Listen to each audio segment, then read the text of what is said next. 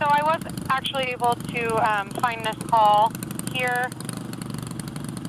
It does look like an officer attempted to call you twice, and there was no answer, and he was unable to leave a message.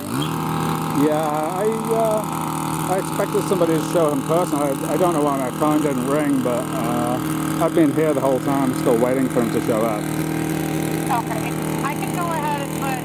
I need to file a police report, so he needs to come and take the police report from me.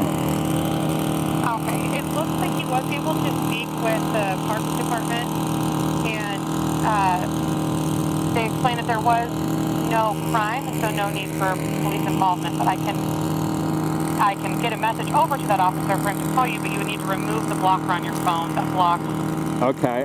What I need is a police case number of my report of harassment from park gatekeepers and